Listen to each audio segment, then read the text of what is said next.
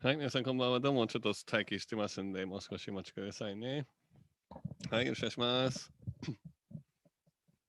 はい、こんばんは。どうも、久しぶりの配信ですけども、今日は本当に特別のスペシャルゲストですね。えっと、音のチェックね。音は大丈夫そうですね。音量的に。これで OK ですね。OK ですね。はい、こんばんは。どうも。あ、ゆみこさん、おはようございます。またちょっと頭の部分ね、後でカットしますね。はい。あ、牧野先生、どうも、ゆみさん、ありがとうございます。富山からどうも。はい、すみません、やってます。ご無沙汰でございます。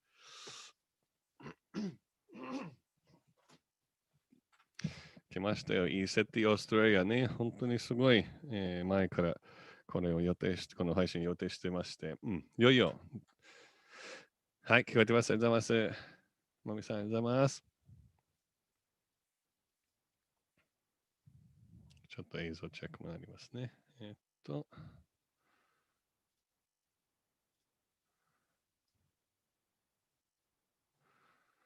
はい。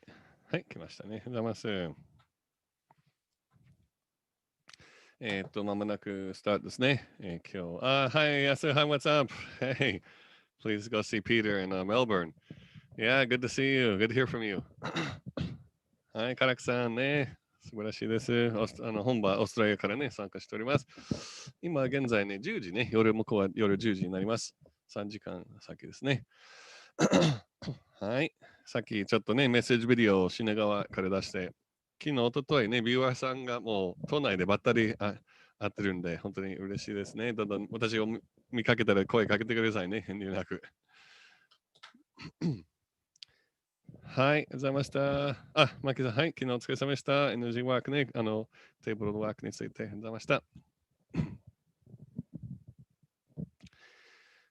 はい、皆さん、今日は本当に特別ね、もう、ピーターさんの世界、アダムズ山関連でありつつ、もう、やっぱりこの撮影のプロで、とんでもないね、映像、と動画、もう毎日のようにないようにね、撮影してるんで、はい、ちょっと今、カメラオフで。はいですね、開きましたね。あと2、3分でね、本スタートしますんで、よろしくお願いします。はい、みっちゃんどうもです。はい、ありがとうございます。はい、ともみさん、ありがとうございます。ちょっとズームなので色味が、後でね、色がちょっと薄いようで。はい。今日ね、また一番最後にもし、今日は約90分予定しておりまして、最後にまた質問がある方ね、出してください。星印とかね、もし、中黒とか星印をつけて、質問書いてくださいね。よかったらどうぞ。はい。はい、こんばんは。はい、初めての配信ありがとうございます。よろしくお願いします。ぜひ皆さんまたチャンネル登録お願いいたします。YouTube をなんかどんどん登録を削ってるような、なんか不思議な現象が、あって、はい、大山さんどうもよろしくお願いします。はい、北海道ですね。はい、ありがとうございます。はい、ありがとうございます。ちょうどね、寒くなったみたいね。利尻と北海道の東側などね、もう島を一周したんで、素晴らしかったです。はい、みちさん、ありがとうございます。はい、8時、ちょっとあと2分ぐらいで待ちますね。皆さん、ストリームに入るように、ちょっと時間を置いて。で、もう一個の予定してた、ね、配信はもう使いますので、それを消しておきます。はい、今日は Zoom からやってます。ピーター君もスタンバイしてますんで。はい。原さん、どうも、とこさん、ありがとうございます。はい、西田さん、はい、こんばんは、どうもです。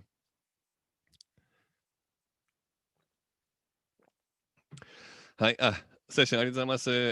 遠隔セッションも続きますんで、また対面セッションが2月からですね、アメリカから。はい。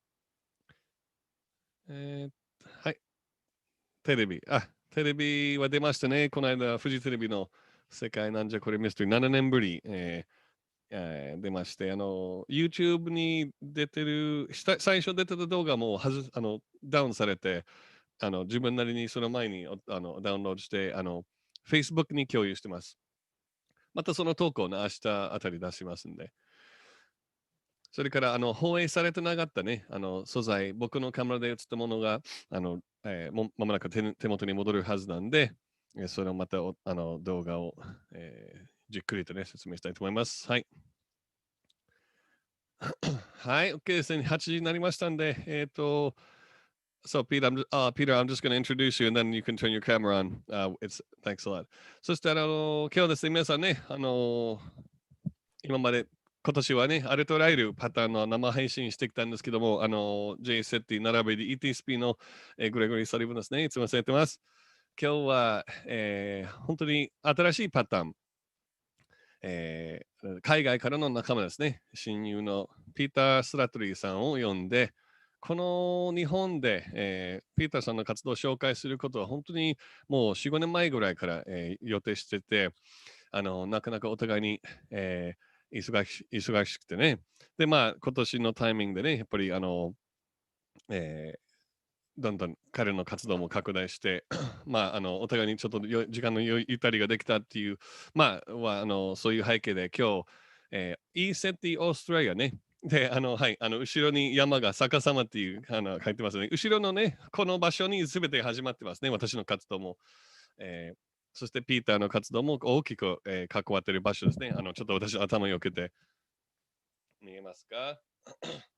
アダムズ山ね、マウントアダムズね。こちらは、アメリカの北西部にあるレイザンね。で、ズームの背景に、さっき入れたら初めてこの逆さまになったんで、まあ、これはピーターさんがそもそもインセティオーストラリアの代表なんで、まあ、オーストラリアはね、世界の反対側ですから、風景が逆さまになっているのは非常に必然的に感じて、このまま残していきますね。すいませんね、シュールで。はい。それでまあ、今日ね、いろんな初めて見た映像とか言葉も多分触れると思いますけども、長い説明をせずに、ちょっとこういろいろ進んでいきたいと思いますので、ピーターさんが、本当に、この場所でお会いして、で、今現在メルボルンの方ね、メルボルンにずっと住んでて、で、自分のお家もこのアダムズ山のようにね、いろんな方が来て、宇宙コンタクトできる場所を、提供している人ですね。それから、えその中でそのイベント、まあ、要するにそういう要素は、以前日本のテレビでも紹介されたんですけども、夜のコンタクトイベント以外にも日常生活でももう朝昼晩も24時間体制にこの宇宙船がもう彼にこう、まるで磁石のようにこう集まってるんで、えー本当に純粋の ET コンタクティの方ですね。それでやっぱり今回今日はね、すごいのが、ただ単 UFO とか宇宙船だけじゃなくて、ET ガイドね、もう宇宙人、異星人ね、ET ファミリーそのものの姿がもう非常にこれ珍しいね、こういう本物の ET の姿の映像を出すのが、そういう捉えるのがですね、いろんなパターンで、いろんなグラデーションで、いろんな姿、いろんなグループの、いろんな存在の、画像を今日見せてくれ、シェアしてくれますね。はい。それでも当然ね、ピーターさんも、コンタクトの、C5 もしているし、それからまた誘導瞑想をしている、プロだし、まあ、遠隔投資とか投資能力もすごい優れて、で、前回11月11日、初めて私公開したリーディングのですね、テーブルワーク、同じくジェームスさんから教わって、我々の2人の同じ先輩を持っているのも大きな共通点ね。僕とピーターの共通点もたくさんあって、どちらもミュージシャンですね。本人が、音楽活動もしてて、で、ET コンタクトしてて、それとも先輩のこのアダムズ山の主催者、このジェームズ・ギリランの、まあ、後輩っていうか、他の国でそのいいセティの活動を広めてる、サポートしてる、チームのメンバーですね。はい。という感じですね。このワーミングアップでもそろそろ本人呼びたいと思いますので、ね、今日皆さん初めてグレゴリー・サリバンの英語を聞ける方が多いので、前回のバシャールの通訳をちょっと思い出しながら、ピーターの通訳、今日自分で一人でワンマンでさせていただきます。今日も贅沢の時間になりますので、皆さんお楽しみくださいね。エンジョイしてくださいね。はい。Okay, Pete, thanks for waiting. And it's a pleasure to have you. 皆さん、握手ですね。Alright. Hey. Hey, good Thanks for afternoon. having Good me, evening, mate. Australia, it's 10 p.m. your time, right? Yeah, 10 o'clock at night, mate. Looking good, man. Thanks for coming on with us. And this has been a long time in the making. And My it's pleasure. Thanks for having me on, mate. Yeah. So I'll we did our translation before, so I think we had a good tempo going last time at the ranch there. So we'll I'll just say hello to everyone for you. Yeah. Just tell everyone thank you for joining us tonight. It's my pleasure. 皆さん、はじめまして、ピーター・スラットリーですと申します。本当に、ご縁いただいて光栄ですね。集まってくださってね、見てくださった方、皆さんには本当に感謝ですね。ありがとうございます。All right. Yeah, so do you want to, how's your 2020 been going so far? Yeah, we had the lockdown a couple of times this year. It was pretty strong up until around probably late September. But we've come out of it good now. I think about 9 cases Australia-wide now. So we're pretty much out of lockdown now. That's good. Okay. There's only 9 in all of Australia. Oh, yeah. Okay. Yeah. そしてピーター君は今年どうですいかがでしたかっていうことで、2020はオーストラリアではお過ごしどうですかっていうことで、答えが、2回ほどね、ロックダウンされましたね、自粛されましたけども、9月の下旬までにはロックダウン続いたけども、今だいぶ感染者も減って、もうオーストラリアの中でもうほぼ9人しかいないようなデータが出てるようですね。So you said there was drones as well, like really pretty strict compliance issues, right? Yeah, so in my state, they had federal and military cordoning off the state, and then Melbourne City itself had what they called the Ring of Steel around it as well, with military and federal police. And then in certain parts of Melbourne, they had drones that would scan the number plates on cars to make sure they weren't 5 kilometers away from their home, and also face scanning to make sure that people had masks on. Wow. Yeah, that's so draconian. Yes. いや、もう、ところでですね、この間、ピーターさんと話して、実際にこの、メルボルン地区とかね、彼が住んでる郊外にも、非常にこの、自粛の条件もとても厳しくて、鉄の枠っていうメルボルン市の周囲に、軍など、州立警察もね、たくさんこういうステーションとか待機してたようで、さらにドローンのテクノロジーを使って、国民が自分の家から5キロ離れないようにあちこち道路を上空に飛んで、ナンバープレートをスキャンしたり、それからまた顔をね、スキャンして、マスクが着用しているかどうか。これは怖くないですか？もうすでに監察社会っていうか、もう監視社会、警察社会じゃね、完全にね。もうやばい。驚いていましたね。それ聞きましたね。聞いたときね、驚きましたね。Yeah, that's pretty tough. So you must have, during that time, so you've had continued contact, of course, right, all year? Yeah, I'm in the middle of the Alpine area. So we had snow on the mountain. I'm at the foot of it in my cabin.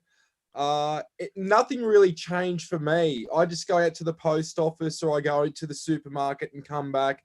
I couldn't, of course, go and see family and friends, or they couldn't come here. But it's contact all the time, as you know. It's just something that's continuous. Some of them have been physical interactions. We'll show some of that material throughout this as well with the source that I recently took photos of. Right. So it's continued, mate.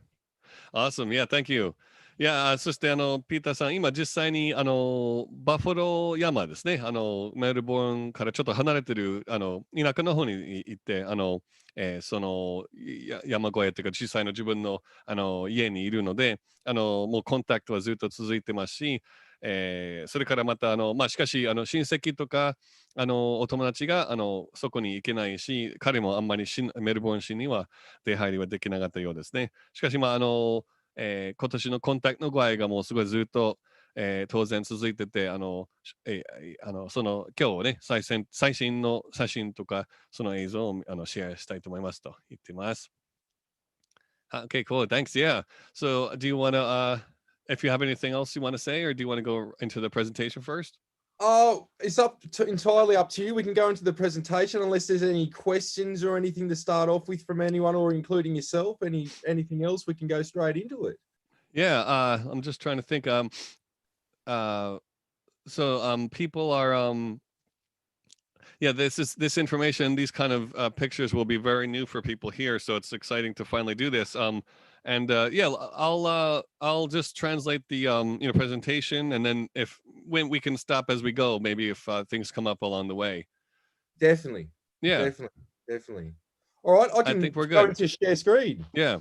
じゃあ、今からじゃあ、それで早速ね、プレゼンに入って、で、一個ずつね、皆さん、もしthere's some people saying hi and exciting conversation. I'm looking at the chat here. Hi, Peter. As Hello, Mark is everyone. here. Mark is here too from Tokyo. He was at your house, cool. I believe. Yeah. So, そしたら、okay, yeah, so, そしたら、プレゼンテーションを通訳しながら、結局、もしね、ご質問など、追加の、説明が必要な場合は、私もちょっと時間作ってやりますね。Okay, all right. So go ahead and share away, Pete. Thank you. So I'll just bring this up. Zoom ありがたいね、本当にね。There we go. How's that coming through, mate? Beautiful. Looks good. Right. I think you can see us in the side of the screen anyway. That's good. So this is where I'm from. So the red marker there, it's basically a place called Albury Wodonga, which is on the border of New South Wales and Victoria. This is where my contacts started at the age of 7. はい、そしてこの写真ね、Google マップのオーストラリアですけども、赤いペンが私の地元の町のオールバリーっていう町で、ちょうどこれはビクトリア州と、ニューサウスウェールズの州の、県境、州境にあるんで、ここも私のコンタクトの、体験が、始まった場所で、7歳、子供の頃から ET コンタクトの体験を、開始しました。はい。Okay. Now, this is Melbourne. Melbourne's where the red dot is now. It's a very famous city. A lot of people there probably know Melbourne. So some of the footage is going to be from there, but it's important for people to also know that the contact has followed me worldwide, whether in Italy, America, Mexico. It's happened everywhere, but a lot of contacts happen on the outskirts of Melbourne, actually, a place around Warranwood, Warrandyte sort of area. Okay. そしたら、今、このペンがね、もうちょっと、南西の方でメルボルン市ですね。当然、オーストラリアでとても有名な都心、ですけども、ここも郊外のメルボルン市の端っこの方に住んでて、この場所にも大変私の活動とかコンタクトの経歴にもとても重要な場所で、しかし、オーストラリアだけじゃなくて、イタリア、アメリカ、メキシコにも、いろんな場所にこの現象とともに動いてますんで、私のコンタクト一応ワールドワイドね、っていうことを言いたいです。はい。Okay.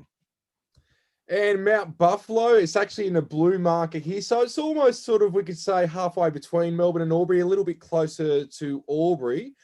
And this is an image of it here. はい。そして今現在、ピーターさんがいらっしゃる場所、マウントバファローですね。がさっきの青いペン、ちょっと見にくかったけど、メルボルンとオールバリーのちょっと間ぐらいですね。どっちかというと、ちょっとオールバリー町より、属している大きな山ですね。Okay. And there's a base in that mountain as well. There's actually a couple of bases. There's one major ET base and there's two smaller ones. そしてこの山の中にアダムズ山と同様に ET の基地があるように、知っていて、一応基地が少なくても2つあるようですね。So this is literally my backyard. これ私の庭ですよ。この景色。And this is just a quick, we could say thumbnail sketch of just some footage, a compilation, but we'll be showing a lot more as well. So I'll just play this.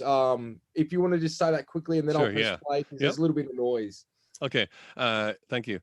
そしていくつかのスライドですね。動画も同時に埋め込んでますんで、今の最初冒頭にメドレーのいろんな活動の場面のちょっと動画を見させていただきますんで、ぜひ見てください。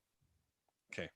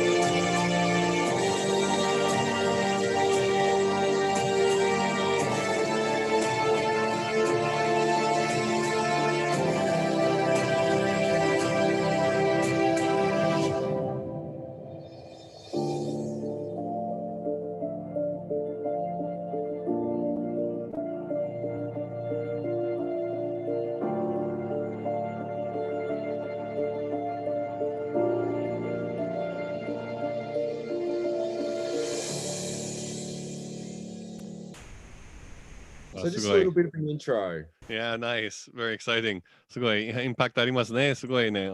今からちょっといろいろ分析していきましょう。Okay. Great. So this is just one of my good friends, Jason Glees, who's ex-UK Air Force and Aerospace. He's also an image analysis expert that's gone through a lot of my work and says that I'm in the top 1% of ET contact cases, just in terms of the probably over 1,000 images he's researched now and analyzed, not just mine, but worldwide. はい、こちらはうちのイギリス人の友達で、元 UK の海軍と、宇宙関連の、プロジェクトに勤めてた方で、ジェイソン・グリーブスっていう方で、彼は今対軍して、いろんなその宇宙船の研究して、特にその撮影映像ね、撮影と映像を分析する、スペシャリストなんで、私、ピーターさんの、私自身の、エビデンスね、証拠が本当に世界的なレベルで、もう世界的にもうわずかのもう本当にトップの1割の中に入るぐらいのクオリティがあると、証明してくれてます。Okay. Now, this is actually footage. People say it's a grey, but it's more of a humanoid type being that's very smaller as well. It does have the big eyes, but it's not your typical grey, though. It can be mistaken for that with this. So this is just footage that he's analysed a close-up. I didn't want to show the whole thing because people can see that online, but in it, you can actually see the being blink. Okay. この動画ね、早速ね、もう ET の存在ね、これは、瞬きが実際に映っていることが結構独特で、この例のジェイソンさん、今日のプレゼンテーションの中で、例のジェイソン・グリーフさんの、が分析している、画像と映像がいくつか出ますんで、これは、この存在が、グレーなような存在に見えるけども、より人間的ですね。グレー族の中でもたくさんいろんな種類がありますんで、はい、どうぞ見ましょう。OK。Great.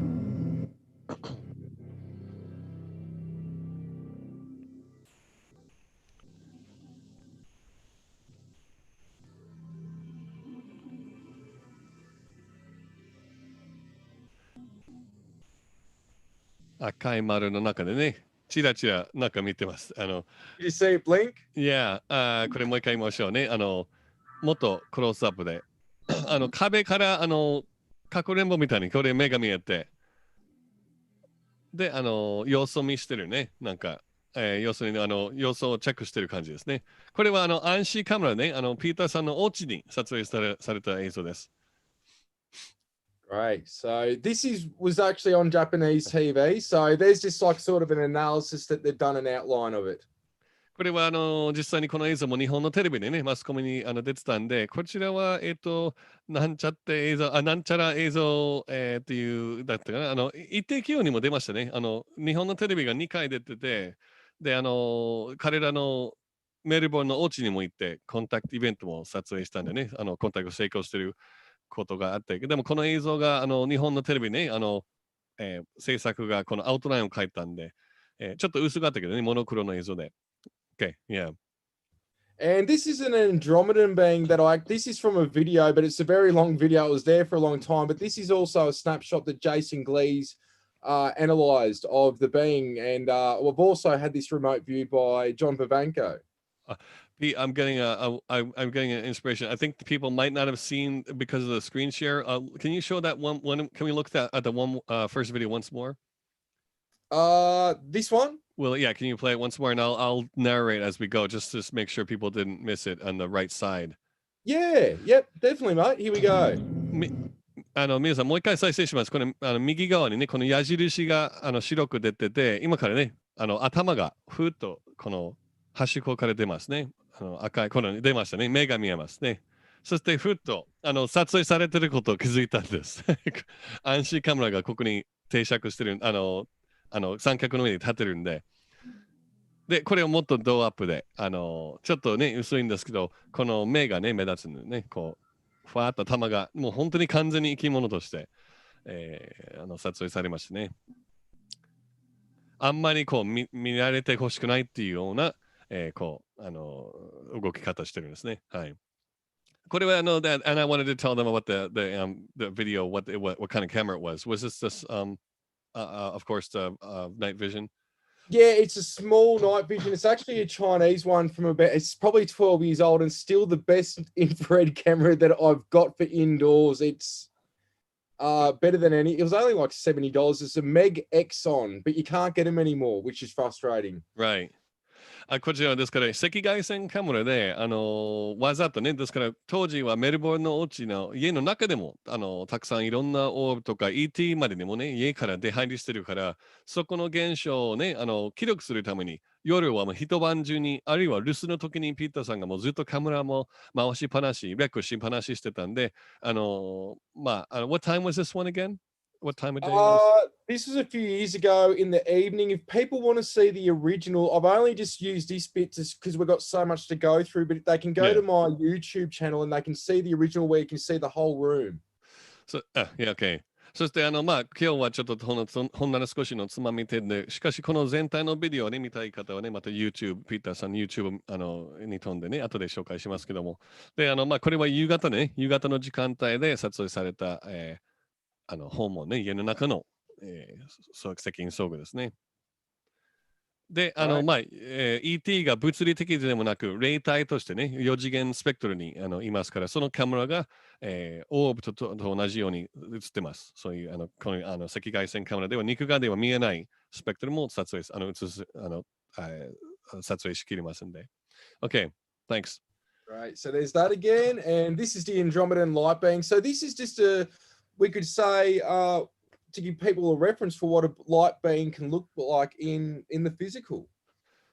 こちらはもうアンドロメダの存在ね、今度切り返してものすごい高い次元の、存在で、アンドロメダ銀河ね、もちろん私たちの天の川銀河の外側にあるね、隣に、近くにある、別の銀河帯で、巨大の大きな銀河帯で、で、その場所から地球に訪問している異星人もいますね。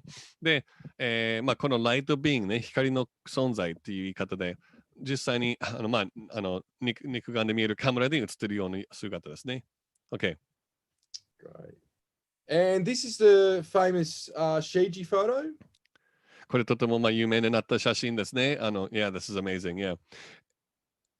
これはCG ね、ピーターさんの、メインガイドで、ね、本当に各自にはメインガイドで、大使ね、多くの場合は本当に宇宙ファミリーね、まるで本当に親戚のような存在も動いてますけども、よかったら皆さんよく見てください。もう完全にヒューマノイド、もう髪の長い女性ですね。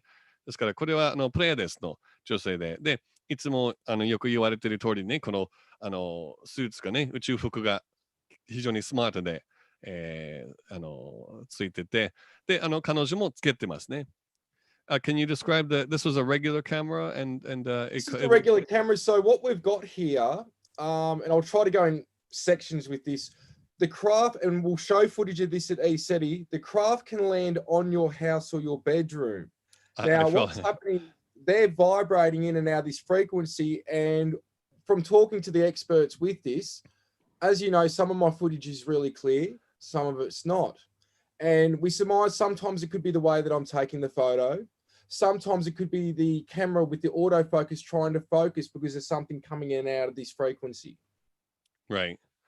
そしてですね、この不思議の現象ですね、また本当にベッドルーム、本当にベッドのふもとに立っているガイドの姿ですけども、この時ね、いろんな経験を積み重ねると、もう宇宙船から降りてるんではなく、その宇宙船がエネルギー体とか意識体の状態でもう家の中にこう入ってる、状態で、で、一瞬この写真の一枚で、その中の姿、ガイドのそこに立ってる、姿が、うちの我々の3次元に重なっているような、現象ですね。ですからそういうわけでいろんなこれから見せる映像や写真には完全にはっきりしている時あればブレている時ありますので、これはなんとなく気配を感じたピーターさんがもうスナップを取ってすごく映ったもう本当に奇跡の一枚ですね。A good way to describe this is that sometimes these beings can appear like ghosts, that they overlap our reality. So it's just an example, especially with CE5, as you know, they can be in apparition form. Right. Yeah, yeah. Yep. そしてもう本当にまるで宇宙人と幽霊ね、もう現象的にはしてはもう幽霊に似てますけども、性質、存在として、性質とか、そのもちろんテクノロジーを使っている次元も全然違うから、しかし我々の物質次元から体験すると、霊的現象に似ているような側面もあるし、日本語って言えば、念写ですね。この、写真がシャッターを切った瞬間に不思議な光景が映ったのは、これと同じ、これも同じ、現象だったんですね。同じパターンでしたね。OK。And these are the international bestsellers. It's a series of 3 books which is channeled information from Shiji as well. そしてCG っていうね、ガイドによるチャンネリングとかでメッセージ情報で、ピーターさんが3冊の本もね、このベストセラー本を出してますんで、いろんな国のその、UFO 研究業界なりね、スピリチュアル業界にも、広がってます。Yeah. I like those new covers too. Really good. Yeah, a lot better, lot better. So this is a being on a craft. I took this at a place near Warrandyte, just outside of Melbourne. So I thought I was actually filming this, but it was only just a photo that I'd got, which was frustrating. But this being looks like Yoda. So I'll go through it after you say that, and we can sort of go through different analyzations of this image. これはですね、これはもともと動画を撮るつもりでしたけども、一枚の写真しか残ってないんですけども、やっぱり宇宙船が現れるとね、ちょっとてんやわんになって、撮影の時はね、困難になる時あるんで、しかし、このまたすごい奇跡の一枚でもう、皆さんも早速素晴らしい素材は一番最初に出てますけども、まるでスター・ウォーズのヨーダのようなもう生命体が映ってますね。よく見れば。今からこの一枚をちょっとパーツごとに分析します。Okay. Yeah. Right. So this is a close-up, but これがアップですね。アップ目で。ちょっとほら、耳がとんがって、緑の色の肌とちょっと白い服、はい、着てますね。Yep. And here you can sort of see the different lights, the structure of the craft, that being pointed out, and the window. And was this where were you filming in the sky, you said, or was it at No, level? this was only about a meter about 3 foot off the ground. Maybe about, what's 50 meters? 50 meters, probably about 150 feet away. Right. It was down low, but there was another craft above it. And were you looking at the woods, or was this at night as well? It was at night. All I could see was a light structure, like light. And I've got it on camera trying to zoom up. I couldn't see what else we could see there. So where the being's head is, you can see like a light. Yeah. That's all I could see. Well, because it was in complete darkness. この間、yeah, thank you. I'll share that. So, これはもう本当にもうほぼ離陸してる状態で、着陸してる状態ね。もう本当に地上に降りてる状態で、ピーターさんがただ単に光しか見えなかったけども、動画を撮ろうとしたら、このはっきりの光景が映されたんですね。実はこの写真を以前のプレゼン、私が通訳した時にも、このガイド、今もうちょっと来てますけど、エネルギーをバーンと送り込んでくれたね、その写真から。もう、ですから皆さん、この写真をじっと見るだけで、この宇宙エネルギーが、感じる方もいると思います。Okay, let me describe the photo here. Is that okay? Yeah. そしたら、この実際にこれは窓をね、もう窓が開いてる状態で、ET 左の方から行きますと、まずこのクラフトの本体ね、シップの本体がちょっとオレンジ色になってて、この本体ですね、車体が、機体が映してて、で、窓が開いてる状態の中で、存在、ET の存在と、彼の後ろに、彼女の後ろに、なんか照明みたいなね、そのライトが船内の中から照らされてます。で、前の、このライトの、もしかして前方にあるね、彼のその存在の後ろと前にも2つあるっていうふうに、なんかジェイソン・グリーブさんが分析してますけども、はい。Okay. Great. Amazing one. So, this is a video from, I'll go back. This is just a quick analysis as well that Jason Gleaves did. So, you can see this is more of a structure in front of it. Looks like a control panel. いや、そして前になんか操縦機械みたいなね、パネルに立ってるね、こうテーブル、よく見ればちょっと前に、その素材の前にちょっとテーブルみたいな台があるんですね。本当にすごい写真。まあちょっとブレてますけど、やっぱり頭のね、この象徴的な形もはっきりしてますね。この横の耳ですね。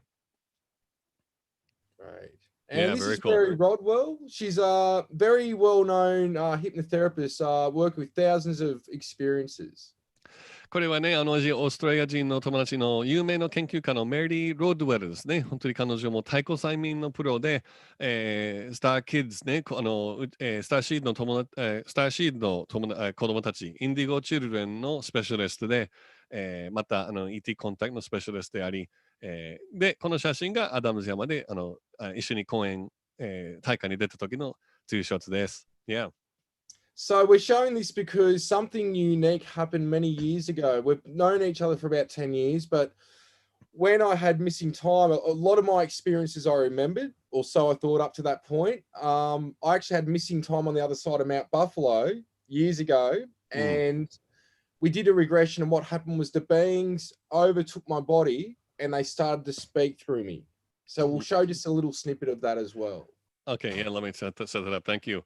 そしたら、メリーさんの太鼓催眠のリグレッションセラピーね、ピーターさんも受けて、で、やっぱり、まだ詳しく話してないけど、結構タイムスリップとか、あるいはもうアブダクション現象、もう軍事的な誘拐もピーターさんも体験してますから、太鼓催眠でしか情報を得れない経験もありますから、次の動画がメリー・ロードウェルのもとに、催眠術、太鼓催眠にかかった状態の、様子ですね。で、さっきのマウントバファローの、近くに、以前、ミッシングタイムというか、時間がなくなったタイムスリップを体験した経験について、彼の体にガイたちが入って、情報を共有してきたんです。OK。Right. So this is just a little snippet of them talking through me. 説明してくれた。私たちはオリオンですって。5次元。Time, space, not what you think. 時空は。Sheet. Pop up. Put back down.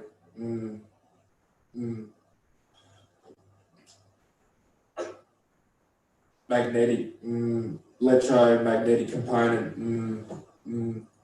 Thought. Orion. Bit freaky to pull me to watch still.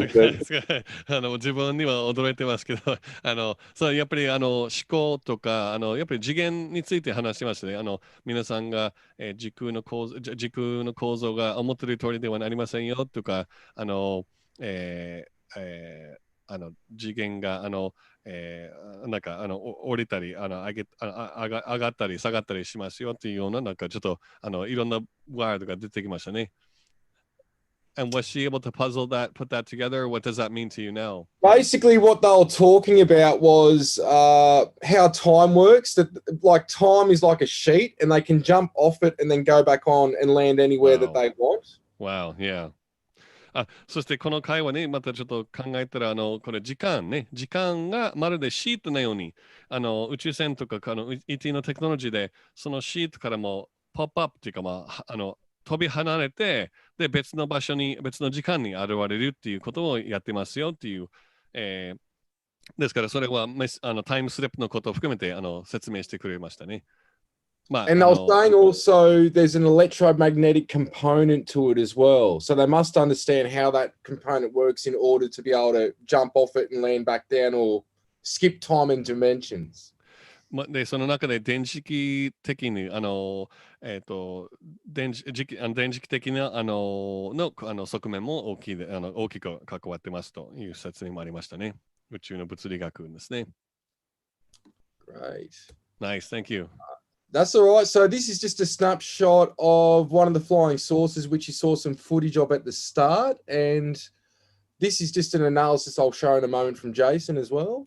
これはもうまた昼間にね、くっきり映ってる宇宙船で、さっきの動画にも出てましたけども、今からジェイソン・グリーブさんの分析のちょっと写真もお見せします。同じ写真の分析。Yeah. And these were clips from the same video, right? Yeah, so you can see it's maneuvered, and he sort of just looked at different angles of the same object with the reflection of the sun. And here's another one here as well. This is a different one. Let me go ahead and explain that real quick.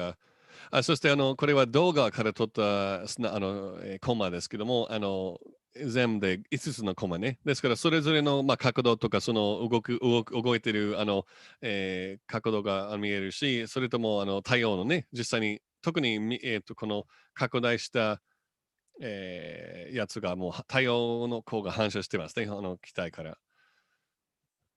Okay. And here's another one, like a bell, we could say this is. Yeah, that's cool. 本当にまるで鐘、ベルみたいな形の船ですね。Looks like a toy, like a pacifier. 赤ちゃんのおもちゃみたいね、本当に。It does look like a pacifier, and here's an analysis as well. こちらはジェイソンさんの分析で、ちょっと、フォトショップでね、色のフィルター書いたり、合成ではないことをね、証明してますね。実際に空中に映ったものである、を証明している上で、他にフィルター変えると、機体のこう形がよりはっきりしている時ありますね。Yeah, okay, cool, thank you. Amazing. And this is just John Vivanco. He's gone through my evidence now. He worked for the FBI doing counter-terrorism, a lot of different things. And he just talks about how the validity of my case. So I've just added that. So somebody that's an expert psychic has gone through the evidence, and me and John are actually been doing quite a bit of work together, and he'll be presenting a episode soon on his trip here in Australia, hanging out with me. Nice. Yeah, yeah. そしてこれはまたアダムズ山の最近の仲間のリモートビューアーね、遠隔投資しているプロで、ジョン・ビビアンコさんも、彼は元 FBI にテロ対テロ部に入った人で、彼らも、彼らのチームも、私のエビデンスを全部いろいろチェックして、証明してくれてましたね。また特にその ET コンタクトの経験についても、この遠隔投資でね、時空を超えたところで過去のことも調べられることできますから、ジョンさんの、テクニックを使って、以前の経験もいろいろ調べました。Yeah. So there's lots of witnesses to events, thousands around the world at Skywatch events, but now there's been around over 300 people personally in my home that's seen stuff with me as well. At Mount Buffalo there? Oh, not just here. When I was in Melbourne, when I was in Albury, and here as well. So I've lived in 3 places the last 10 years. まあもちろん参加者ね、当然コンタクトイベントもね、してますんで、まあ本当に同じイベントでもこれの50人から70人ぐらい集まってますんで、まあ本当に近くの公園なり、また当時メルボルンに住んでた時はお家にもね、家に来て本当に数百人が出入りしてたんで、Yeah, where was this park? This was in Melbourne. この写真はメルボルン市ですね。And I see everyone looking up and it's daylight. Yeah, this is a couple of different events, so I'll show you what they saw now. 皆さんが何を見てるか見せましょう。みんな空に見上げてましたね。これは1月19日、向こうの夏ね。2019年夏です。オーストラリアの夏です。大勢に集まってますね。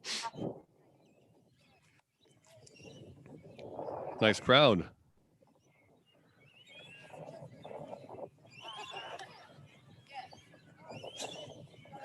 こっちは夏風で。あ、球体がいました。つぶちゃんがいた。Doing a Skywatch.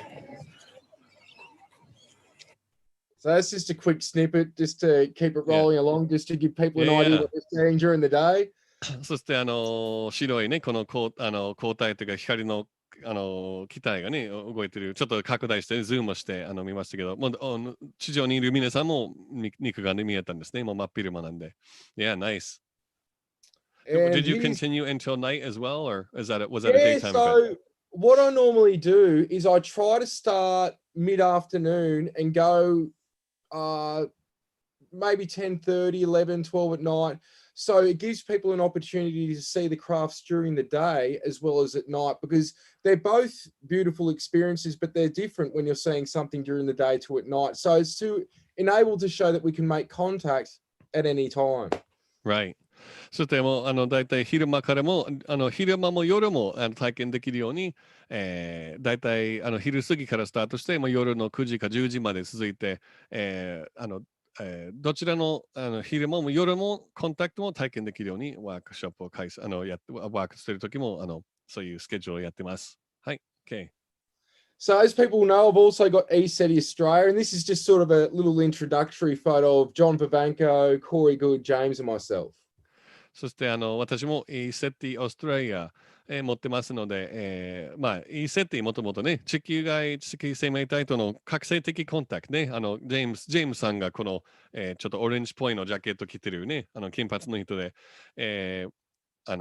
彼のね、映画 Contact Has Begun とか、また去年ね、出版された本も、究極の魂の旅もね、書いてる人で。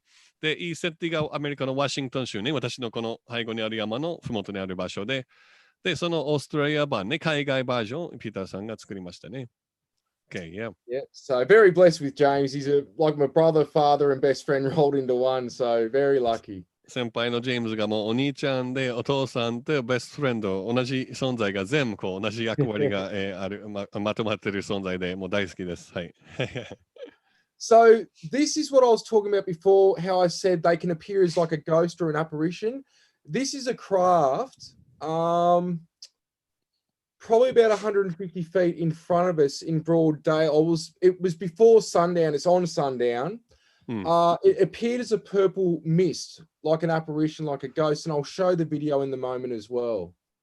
今度ね、実際に本場のECETIですね、このちょうど私の後ろの写真がこの芝生ですね。これは Field of Dreams という、本当に世界的に有名なもう UFO コンタクト、ET コンタクトのメッカですけども、ECETI のフィールドにちょうど夕方ですね、アダムズ山にこの美しいサンセットを見ながら、突然に、シップがね、完全にこのプラズマ状とか煙みたいなね、もう本当にクラウドシップのような感じで、もう本当にもう見たらもう4、5メートルね、上空、もう高さ4、5メートルぐらいのところに、降りてた、写真ですね。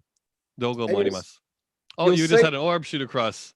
Yeah, did I? Yeah, just across. 今、ピーター君の前にファッとオーブがよく来た。I thought I saw something, yeah, but it was fast. Yeah, I'm looking at you. It was really clear, really thick. You're really clear, yeah. Might have to go back over that a bit later. Yeah, nice one. Recording. So what you're going to see here is the craft dematerialize. Now, as you know me a bit as well, I'm very skeptical, but this is not smoke. This is not mist. This is just an example of what they look like before they sort of, we could say, shift frequency to where they go completely out of our vibrational frequency, we could say. そして本当に私も最初目を疑ってたけども、これはミスト、霧でもないし、要するに何かの反射ではありませんので、ちょっと実際にこの次元を変化する、物質変化する要素もきれいに映ってますので、今からそのミストが目の前に消えていく、ビデオをお見せします。Okay. Right. Perfect on camera. Beautiful. This is, yeah. Geez, you can see it. So that's the craft in front of us right now. I've got to sit back on it. Can you see that, Levi? Yeah, I can see it. I see it. I cut out a bit of swearing and stuff there. Yeah. I don't know how long this is going to last. Probably like a few seconds. 紫色でしたって。Oh, it's starting to go, doll. It's gone. It's gone. 消えかけますよ、消えかけますよって。I've still got it. 映ってますよって。本当に突然にすごいことがあればれちゃうね、アダムズ山で。It's still there slightly. まだ見えてます。みんな他の皆さんも何の話っていうの all that there that was blurry and smoky, that was it. わずかなね、1分以内で消えちゃうんですかね。That's an analysis from Jason, so you can see it a little bit more. これは、ジェイソン氏の、分析の、ね、写真、ちょっとフィルターを、ね、絞ってよりはっきり見えますね。ちょうど松の木の前にね、芝生と森の木のちょうど中間にありますね。Yeah.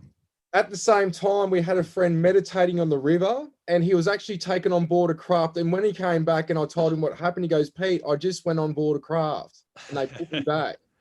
Wow. Astral, you mean? Yes. Right. Okay. Yeah. So they obviously vibrated his consciousness out of the human body. Nice. そしてちょうどこのたまたま同じタイミングで、たまたまじゃないけども、この小さな川ありますね。この木の裏側に小さな川がありますので、で、ちょうど仲間がそこに瞑想してた、後々気づいたら、その方が書いたら、もう瞑想してて、アストロボディが本当に船の中に乗せられたんだよっていうことがその方が言ってたら、もう同じこの船が接近しているときにそういう現象も同時に行ったんで。Yeah, cool. Little bit of a close-up. ちょっとアップ目の写真。Another analysis. そしてこの本当にジェイソン・グリーブスの分析では本当にその中にもなんかちょっと球体っぽいのあるいはディスクね円盤型のものがここに中にも映ってますね。他の異常アノマリね異常現象、は映ってます。Yeah, very nice. So he's pointing out stuff within the mist, yeah. Now I just wanted to go into this quickly. This is talking about the translated word of Buddha, going back to 1411, and they're describing. I'll just read it quickly to you, and you can paraphrase it. But basically, the translated word of Buddha talks about pearls in the sky and transparent spheres carrying the gods to visit men. And I'm going to show you footage of that. So it's just something going back hundreds of years that is talking about what we're filming today. そしてこれはThank you. Yeah. そしてこれはチベットの文献からですね、1411年から残っているお釈迦様の言葉ですね、釈迦様の言葉が、文章に残されて、でその中で、空に飛ぶ真珠っていう表現も使われたり、また透けてる球体、透けてる球が神々を人類に会うためにこう運んでいく運ばれる乗り物があるんですね。これまたちょっと仏教界からの、仏教界の中に登場する宇宙船の話ですね。And very interesting, they talk about the Tibetan kings came from the stars. That's right, yeah. またチベットの王様たちがまた天孫降臨しているような言葉もその中に入ってますね。星々から来てるっていう、言い伝えというか記録もありますね。Yeah, okay, thank you. And as you'll see here, sometimes I film the camera that's filming the craft. So you'll see that. I think we've just lost you. Oh, sorry. Yeah, there we go. We've got you back again. Tissue break. Yeah, that's all right. That's all right. So yeah, this is one of the pearls in the sky. そもそもね、空飛ぶ真珠を見せましょうね。また。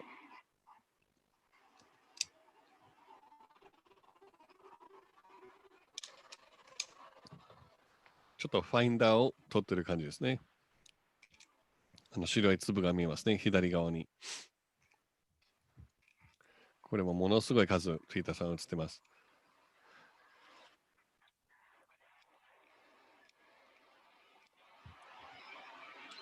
美しく、なんか何色のオーラもかかってますね。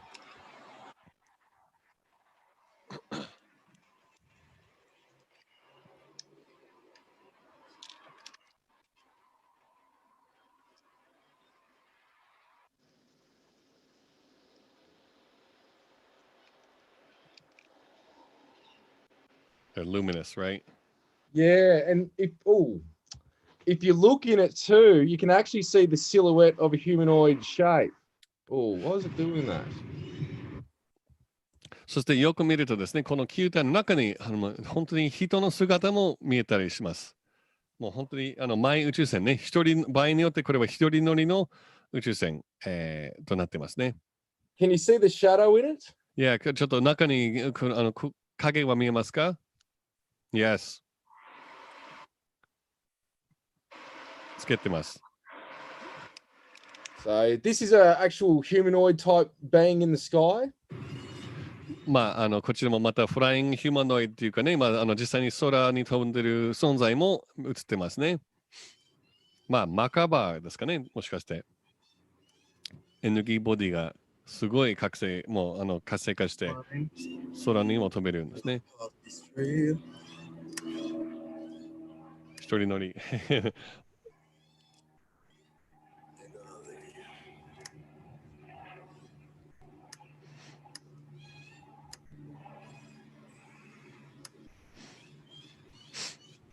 Yeah, wow. And that's crazy. It's like has a suit or something, right?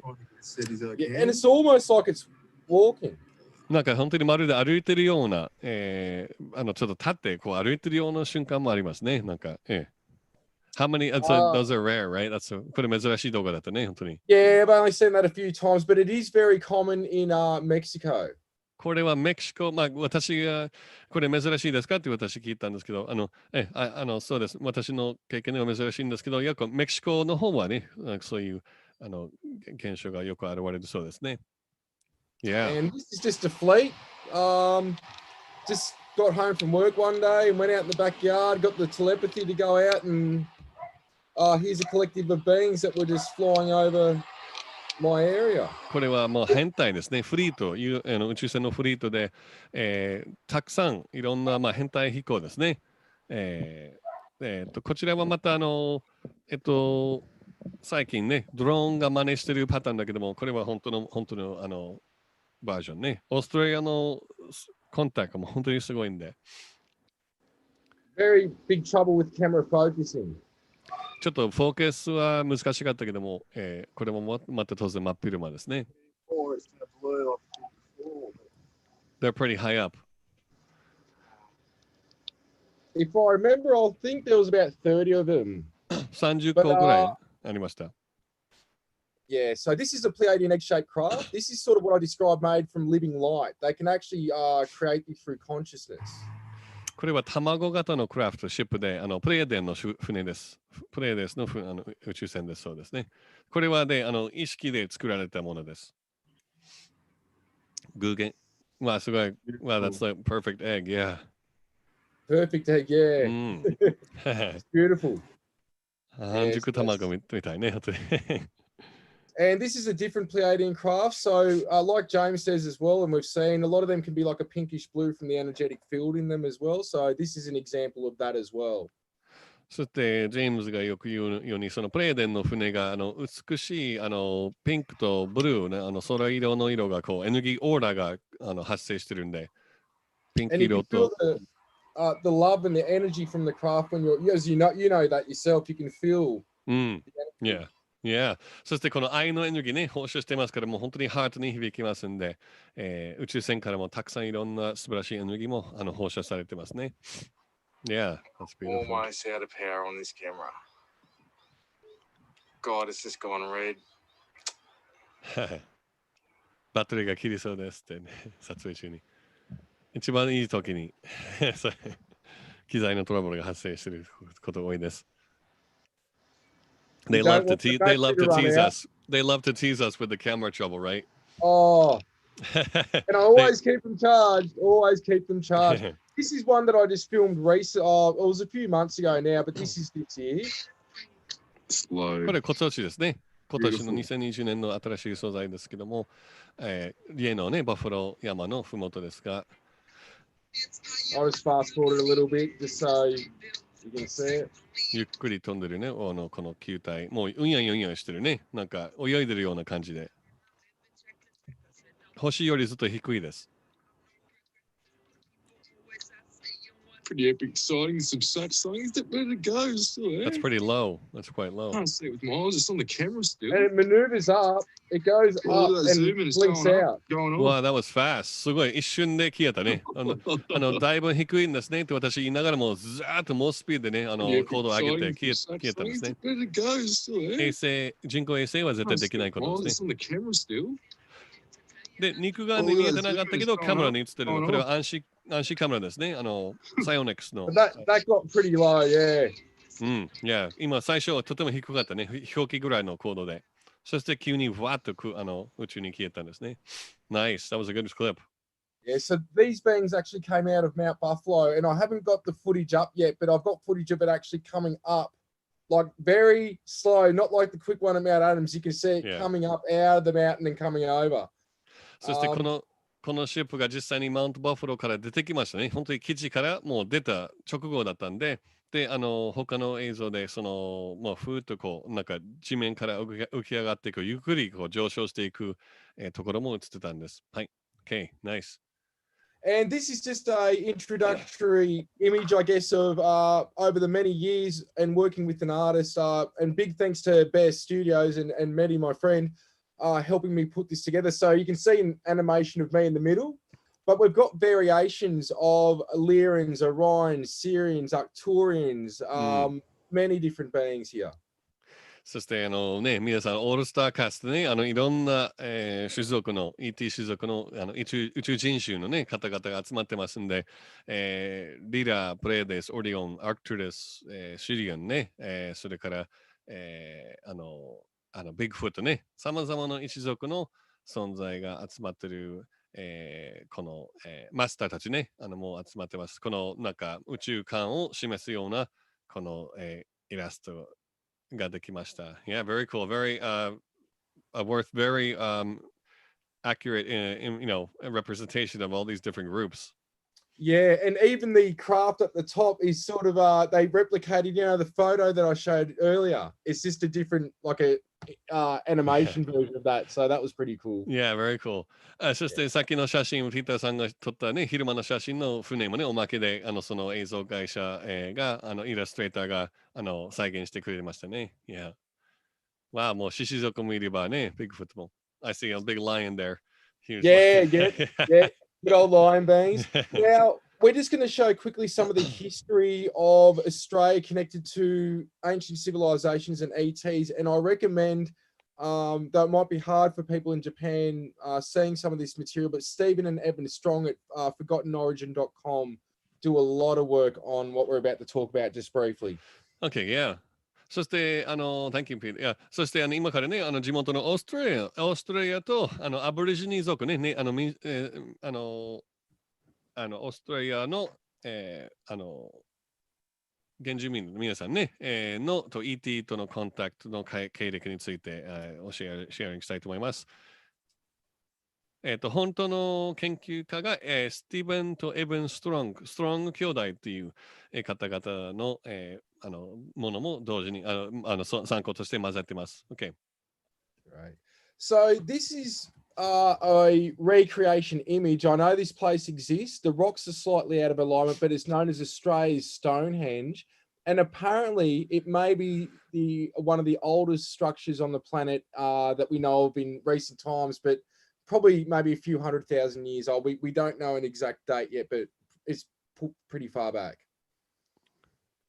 これはですね、オーストラリアのストーンヘンジ、もう本当にどのぐらい古いかわからないけど、世界で最も古い、ストーンサークルというか構造っていう、説もありますね。And have they tried to date it at all? Or? I think some of this is being looked into. I just haven't been kept up recently with it. But at one time they did say from some of the sources that it may actually be older than Adam's calendar, which might be the oldest site on the planet. There is a lot older. We just don't know of them yet. Right. またさらに南アフリカの上空宇宙から見えるアダムスカレンダーっていう大きなストーン構造、要するに巨石群よりも古いそうですね。Yeah. Now, this is James's footage when I took him to Gosford Glyphs. So I'll just show this quickly and then I'll tell the story what's actually happened here. What area was that Stonehenge in, by the way? I'm sorry, I missed that. It's near Mullumbimby on the east coast of Australia. So near Gold Coast or? It would sort of be don't quote me, but sort of halfway between Gold Coast and Sydney. まあ、さっきのストーンヘンジがシドニーとゴールドコーストの間ぐらい、つまり東の海岸ですね、にあります。Okay, thanks. And this is the Gosford Glyphs. This is just above Sydney. And I'll explain this in a moment, but these are basically Pleiadian and Egyptian hieroglyphs. And I'll just show this quickly. これがシドニーのちょっと北西の方にあるすごい場所で、ゴスファードグリフっていう、要するにペトグリフですね。ペトログリフの、古代文字、プレイアディアンとエジプトの文字が混ざっている巨石群ですね。いや、ビデオ見せます。So that's the Egyptian wall. これエジプトの壁です。See behind you, mate, right here. ジェームズが And this 外 is の場 the に。 Pleiadian And glyphs. there's another これが one プレイア over です。こっち側がプレイアディアンのグリフです there. Another one here. 宇宙船みたいね。So the story is that the ancient Egyptians were getting a lot of their mystery school teachings from Australia. And I'll let you say that first because there's just a bit of sections to this. Yeah. そして、まあ、言い伝えっていうか、隠された歴史ですけども、エジプトの、they were getting what from Australia? What part? They're mystery school Okay, sorry. teachings, ancient knowledge, yeah. エソテレクの知恵とか、秘技ね、ミステリースクールの知恵が、エジプトの前にはオーストラリアから来てる説はありますね。And what happened was eventually two pharaohs came to Australia, and apparently a lot of information was stored in rocks. And they tried taking the rocks, and the Aboriginals said, you can take them if you want, but spirit won't let you. One got shipwrecked, and one actually got bit by a snake and died there. And I've held his kneecap. He's been excavated out of the site. Right.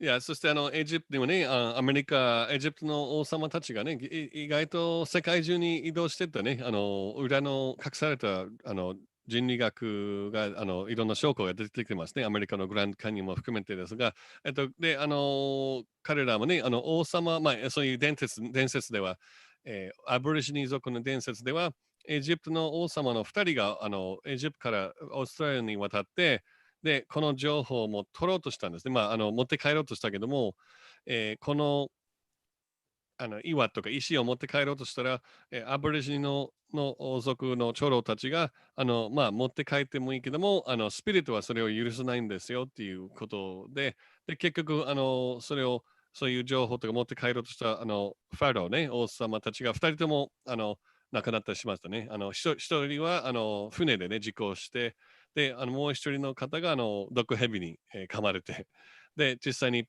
その頭蓋骨が発見されてます。Yeah. And the wall we're looking at here, it's a very big wall.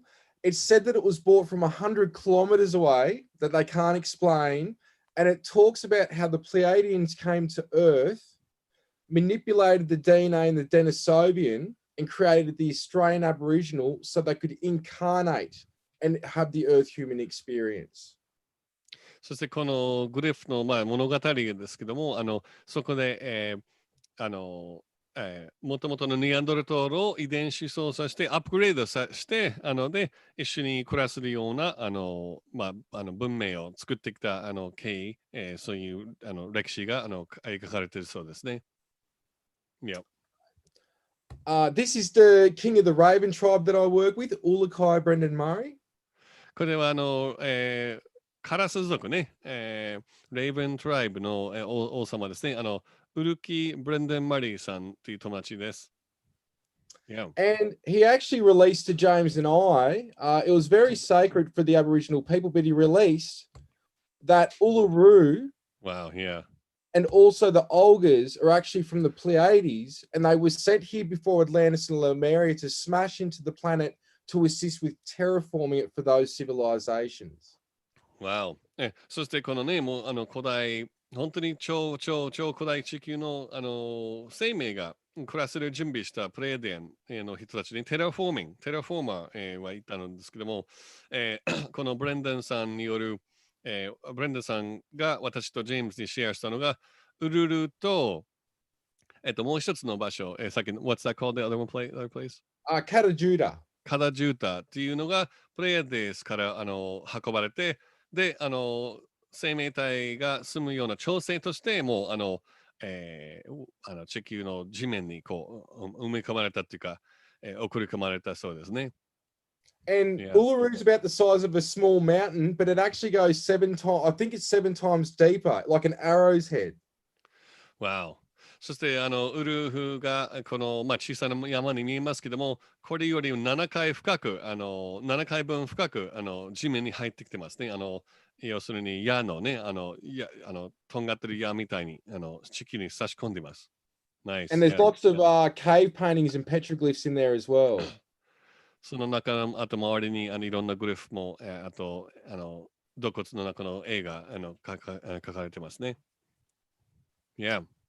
And this is just some of the recent experiences. So this is from a recent Skywatch in Sydney. Oh, well, it's recent meeting January this year when I had James and John Vivanco doing a workshop with me from America. これ今年のね、1月から最近、もう今年のコロナの直前に行ったワークショップ。ね、シドニーに行って。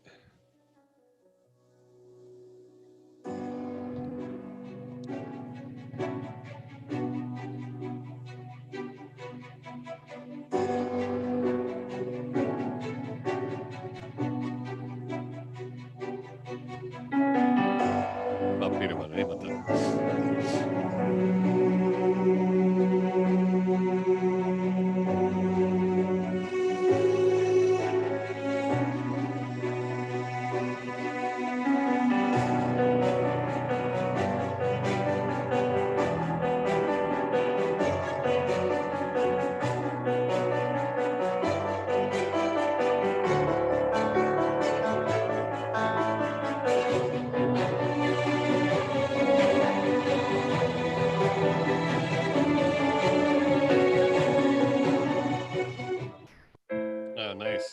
And these are just a couple of photos that somebody else took of the same craft with us. So they're a little bit clearer, which is good.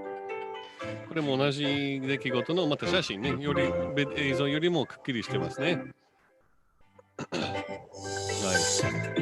本当に物質化してるね、視線が。Interesting shape, yeah.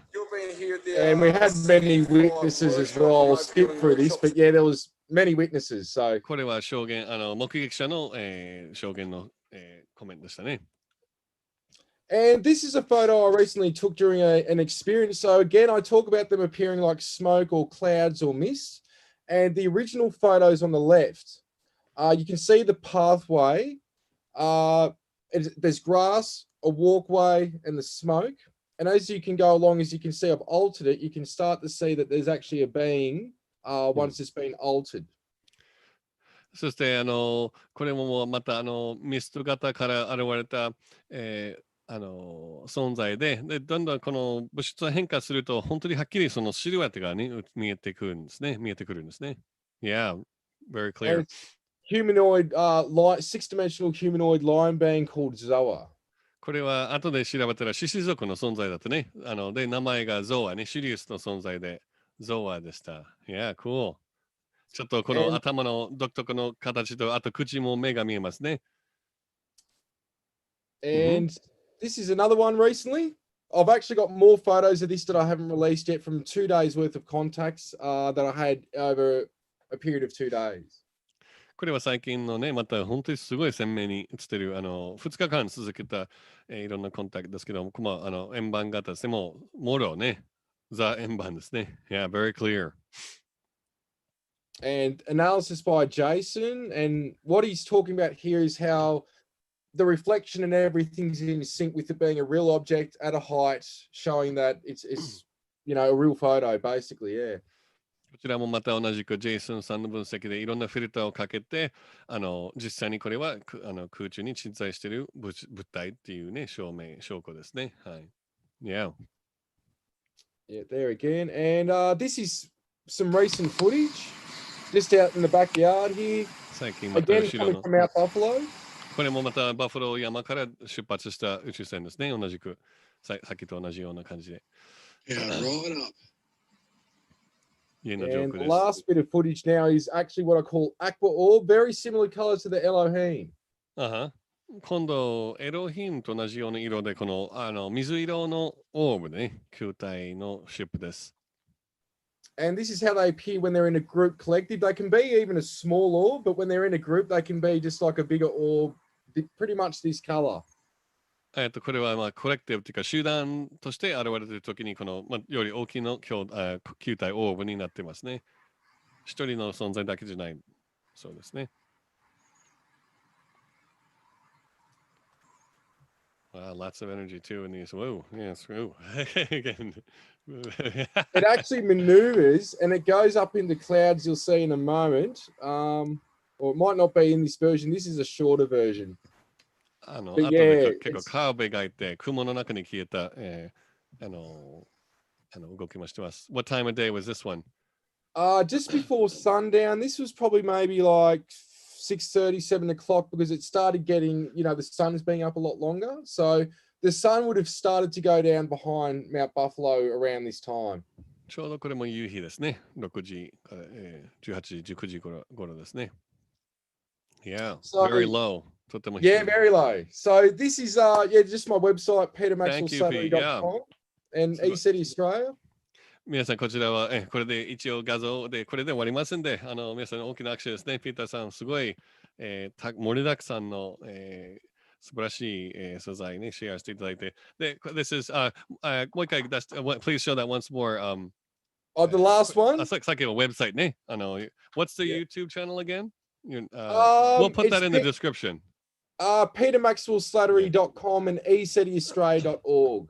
petermaxwellslattery.com と ECETIaustralia.org ね。またそれは全部説明文に貼り付けますんで。Thank you so much. I'm just, what amazing energy and it was swirling at a couple moments there. Very powerful. Yeah, lots of different, and it's good that you can feel that because we've worked together a bit, and you and me have sat out in the field just alone or with a couple of people, and yeah, you're definitely one that is in contact yourself, and you know what I'm saying when you feel those energies and those bliss feelings, and you've got the telepathy going on, thought transfer, telling you where to look, and they're interacting with us. Yeah, it's amazing. Yeah, it's good to hook up. It's been a long time. So let me translate that. そしたらもうやっぱり私はね本当に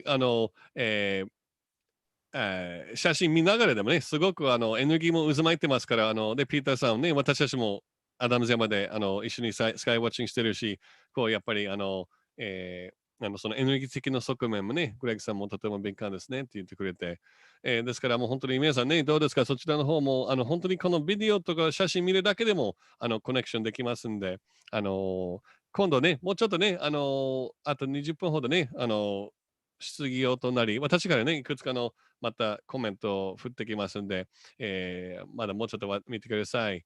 Okay, yeah, so thanks, Pete. And I have like a couple comments here. And you wrote, you have several books out.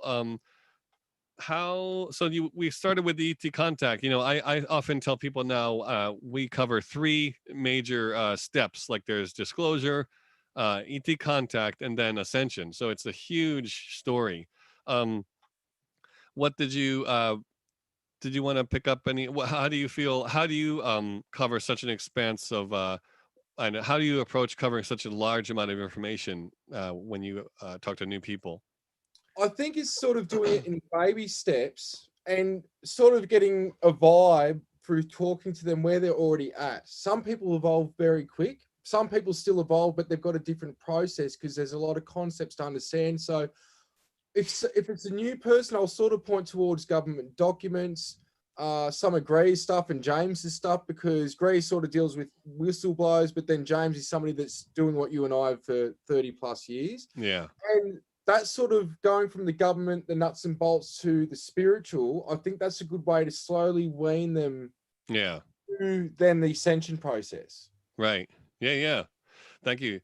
そして私が聞いたのがやっぱり最近ね私がよく3つの畑をっていう表現使ってますけどもディスクロージャーそれとも ET コンタクトでアセンションですけどもでピーターさんはどういうふうにこの情報を広めるためにその幅広いね話を管理するのかっていう聞いたんで答えがやっぱり相手と話しながらどのぐらい受け止められるかちょっとこうフィーリングで感じながらまあ、全く初心者の場合は、もしかしてそのディスクロージャーから入った方が、納得ね、科学的な納得とか、その社会的な納得とつながるし、それから徐々にスピリチュアルの、やっぱりより濃いね、概念が、やっぱりスピリチュアルコンタクトですから、その辺を徐々にこうシフトしていきますよっていう話だった。はい。Okay, yeah. And so how about when we jump into like now it's 2020, at the same time, you you have a lot of telepathic contact and work on the table. I think people are really interested how we can bring the reality of contact into we're already in the deep end of ascension. This year was a huge shift. So where does the earth stand in your mind right now, or what was this what's flash forward to now? I mean, what's happening in your mind in the current situation, or how far along are we with ascension in your mind? People are talking about the last battle and all this stuff. Yeah. I think when we could be almost at the last battle. The way I describe it is, imagine when you're driving a car, we'll say in miles, from 0 miles an hour to 35 miles an hour. Unless you're in a Tesla, it takes a little bit of time to get to 35 miles an hour, but from 35 to 80, it can be very quick. So we're going through this speeding process, but I think the way I could describe it is that we're going through a purging. Let me stop you real quick. Can I do that one part? Hold your thought, excuse me. そしたら今現在ね、ピーターちょうど質問しましたけど、2020年ね、本当にものすごいね、アセンション本番になってますけども、現在どういうふうに今年を捉えてますか？現時点のアセンションの状況などについて聞きましたら、やっぱり車のアクセルをしている時と同様に、0から35キロとか40キロのペースが時間が多少かかりますけども、今度でも40キロから80キロにアクセル活性化するスピードをね上げることにはもうどんどん速くなりますから、まあそういう活性化現象のど真ん中にいますよっていうふうに言ってますね。はい、続きがあります。Okay, sorry. Yeah, no, you're right. And it's more like we're going through a purging of not just the collective, but also on an individual basis. So what's happening is we release old energies and things that don't serve us, which opens up room for new energies to come through. And those that are ready to evolve, this is now the opportunity. Those that don't, it's not that they're bad people. They're just not where the other people are at. So there's this process where there's sort of a divide, but it's okay. It's what it's meant to be. Yeah. そしてこのね、大きな浄化の真っ最中ですから、本当に Thank you。そして大きな浄化の真っ最中で、これは集団レベルと同時に個人レベルね、皆さん体験してますから、すごく、で、やっぱりその目覚めている状況によって、どんどん進化していく方と、まだもうちょっと時間かかるね、魂がいますので、それは別に全然自然体のままでいいので、そういうちょっとそもそもね、二極化的な現象も、まさに今も行ってますよっていうふうに話してます。Yeah, thank you. As long as you're being the best person that you can, and you'd give the shirt off your back to help somebody, that's you being a good person. So it's just doing the inner work, and the rest will come. And if you change within, that projects outside of yourself. Nice. Thank you. Yeah. そしたらこれはやっぱり一番手で届けれるところ、また声が届けれるところまでね少し頑張れれば、やっぱりそういう自分の内面の磨きというか特にねすごい修行しなくてもそういう自分の一番いい生活のあり方とか一番いい人間のあり方になればあとは全然どんどん宇宙からサポート入りますし、その素敵な流れに乗ってきますよっていうふうに言ってます。Yeah, nice. Okay, cool. Thank you. How about one more last question here? I'm just trying to think. So, what I'm trying to think to keep a balance here. What kind of so in the telepathy and stuff? How when you feel these beings, like what kind of people talk a lot about channeling. And this is sort of a different approach where it's a 5 sense contact first, and then we go deeper, and then you actually have messages and this kind of information. A lot of the guides don't really talk like it's not they don't talk a lot, right? The higher, in my mind, the higher the dimension, the less they say. It's more just in subtle impressions and stuff. Even when there's so I would say that it's got smaller, but about maybe 20% of my contacts would be physical, the rest aren't, and it's still done in the same way. So it can be done in a 5 sense way with an extra 2 senses. So the way, if I simplify it, the best way to work through it is out of the 5 sense reality, we use touch, which equals sensation. So you can feel the energy, but also feelings and emotion, along with telepathy. So when they communicate with you, they send a thought from their light body to your light body. It comes down through the crown chakra, through the right side of the brain to the left, and we decode it through thoughts, ideas, concepts, epiphanies, knowing things. And then I'm also getting third eye imagery at the same time. Nice. Let me take that apart. That was awesome. Yeah. そしたらテレパシーについてね、いろんなチャネリング情報もいろいろありますけども、このリールコンタクトがどんどんテレパシー次元に切り替えすると、どういうふうな現象が起こるのかっていう、聞きましたね。で、これはやっぱりこう、いろんな、感覚、フィーリング、感情も関わってくるし、答えがね、関わってくるし、それからね、テレパシーの場合は、クラウンチャクラに情報が入って、で、右から左の方へ、人間の脳が、我々がその暗号を溶かす、作業が行います。それから、メッセージというか言葉としては捉えられますね。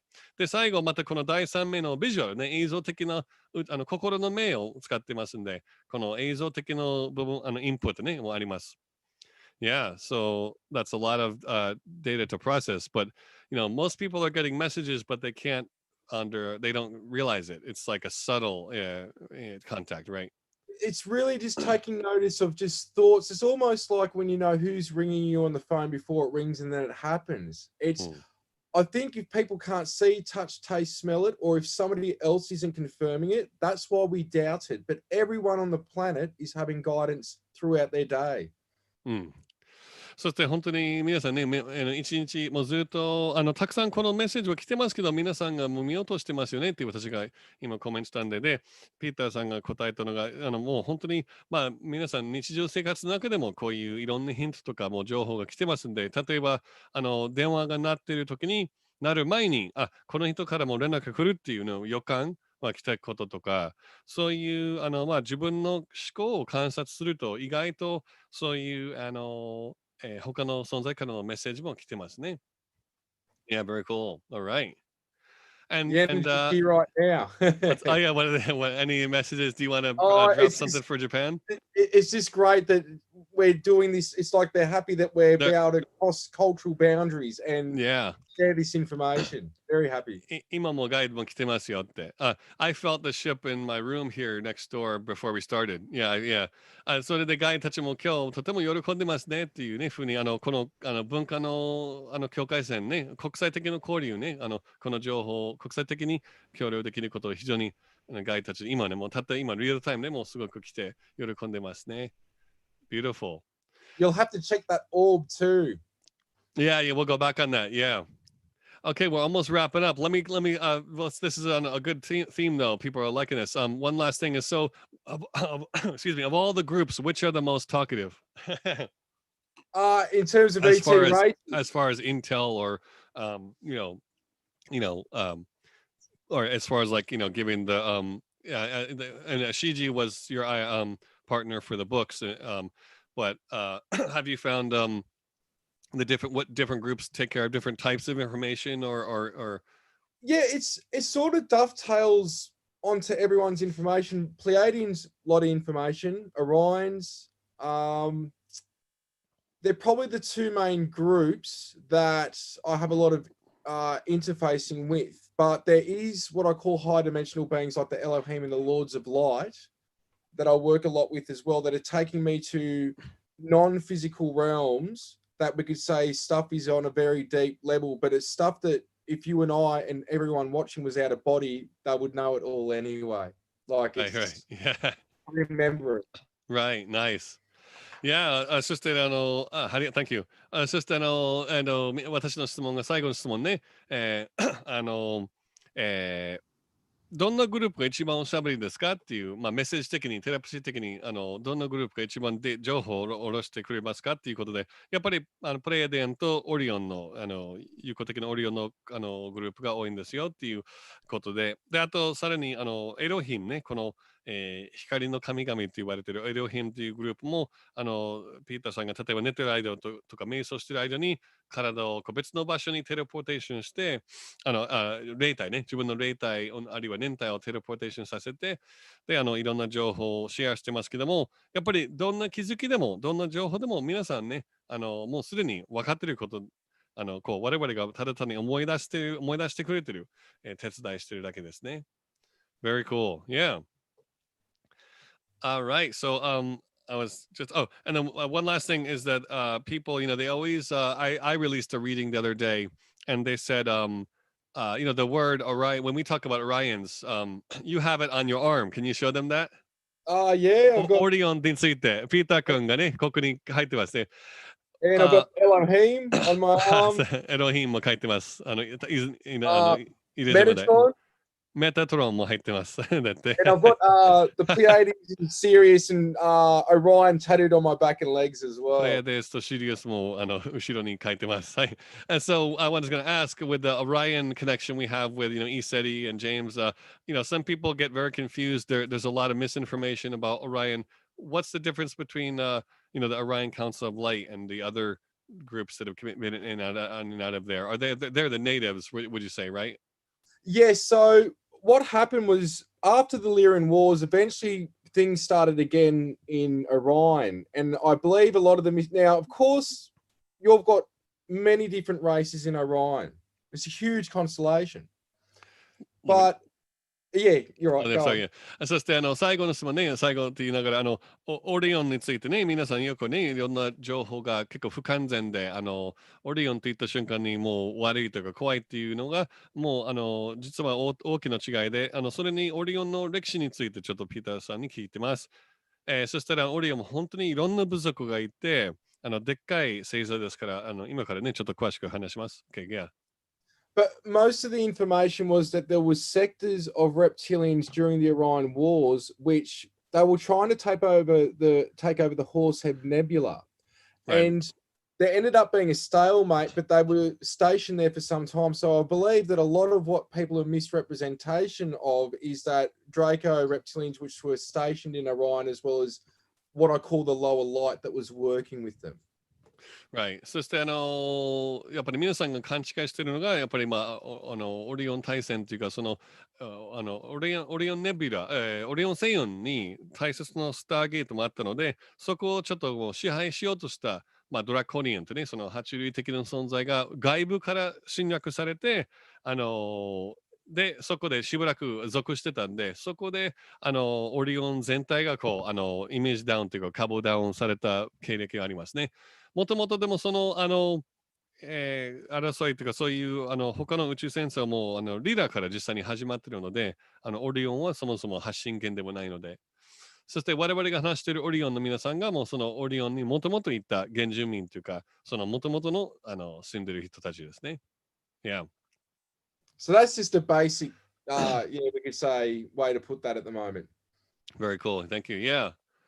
All right. So okay, that's awesome, Pete. Thank you so much. I think we've got covered a whole lot of stuff. And let me, we're going to do a workshop in December. So do you want to say one? Let me set that up and you can talk a bit about the table or, what we're thinking about doing with that. Yeah. そしてね、皆さんね、もうこれでだいぶ、終わりますんで、もうちょうど9時半ね、ぴったりになって、最後、ご挨拶しますので、またちょうどですね、来月もピーターさんも一応ワークショップの開催も考えておりますんで、また詳しく説明欄に載っけてきますけども、12月12日、ちょうど私がアメリカ帰国した直後に、ちょっとのグループワークを、開きますので、それについて、ピーターさんが説明します。What do you think will happen in that workshop? What are you planning on doing? We're planning to bring in, of course, the guides of each person, but we'll also be able to feel the energies of each collective race. depending on what wants to come through, usually I find, and probably you do too, if you've got more people with certain connections, that race will sort of be orchestrating it more because a lot of people, if not everyone in that group, may have been one of those races before. Right. So it's more like reconnecting with family.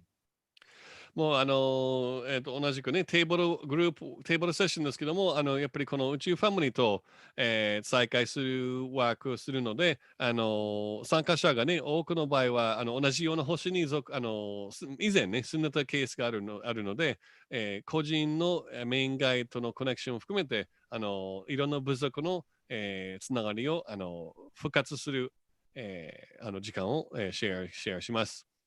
Yeah, and that's the same kind of, you'll be getting a meditation or also using the table? Yeah, so we'll do a meditation, we'll use the table. I may even go through a technique that I use for my private appointments that I do on a daily basis with people around the world, which is a connecting to your guides method that's not using the table, but it's going through a different technique that I usually get people to do while we're doing CE5. Excellent. All right. そしてまたピーターさんのまず誘導瞑想と、それからテーブルティッピングでガイドを呼び下ろすパターンも出てきますし、で、最後、個人セッションでね、彼が個人セッションで毎日使用している、宇宙ファミリー ET ガイドとつながる、コネクトする、方法もシェアするようです。はい、それも楽しみですね。ということですね。とにかくこのパーソナルコンタクトね、個人的なコンタクトの時代ですから、もはやね、空の中の光ではなく、もはやね、ET はいるかいないっていうことじゃなくて、もう本当に各自ね、コンタクトできるっていうか、当たり前になっていくのがそもそもアセンションの目的の一つなんで、そういうわけで、ぜひ今後ともピーターさんまた、YouTube 配信に呼びますし、以前ね、アダムズ山で一緒に2年前撮影したものも今月チャンネルに出しますんで、またぜひ見てください。Pete, thanks so much for your time today. It was awesome and many a huge applause. And it was thanks for the new footage and blessings to you always.